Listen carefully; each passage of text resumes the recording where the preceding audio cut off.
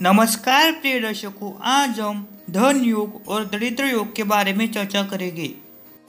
धन योग व दरिद्र योग, इन योगों का विचार द्वितीय भाव की राशि और उस पर दृष्टि रखने वाले ग्रह के संबंध से करना चाहिए। द्वितीय शुभ ग्रह हो या द्वितीय भाव में शुभ ग्रह की राशि और उसमें शुभ ग्रह बैठा हो तथा शुभ ग्रह की दृष्टि द्वितीय भाव पर हो तो व्यक्ति धनी होता है। नीचे कुछ धनी योग के नियम दिए गए हैं, जैसे कि भाग्येश और लाभेश का योग, भाग्येश और दशमेश का योग, भाग्येश और चतुर्थेश का योग, भाग्येश और पंचमेश का योग, भाग्येश और लग्नेश का योग, भाग्येश और धनेश का योग, दशमेश और लाभेश का योग, दशमेश और चतुर्थेश का योग, साथ ही साथ दशमेश और लग्नेश का योग, दशमेश और पंचमेश का योग, दशमेश और द्वितीयेश का योग, लाभेश और धनेश का योग, लाभेश और चतुर्थेश का योग, लाभेश और लग्नेश का योग, लाभेश और पंचमेश का योग, लग्नेश और धनेश का योग,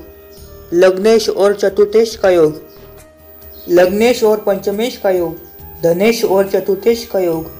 चतुर्थेश और पंचमेश का योग। उपरोक्त सभी योग जिस भाव में बैठे हैं उस भाव के अनुसार फल लेते हैं। जैसे कि यदि यह योग दूसरे, चौथे, पांचवें और सातवें भाव में हो तो पूर्ण फल मिलता है,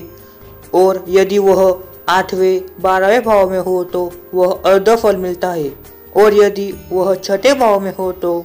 चतुर्थश फल मिलता है, यानी 1/4 फल मिलता है। और इन भावों को छोड़कर अन्य भावों में यदि यह योग बनता है तो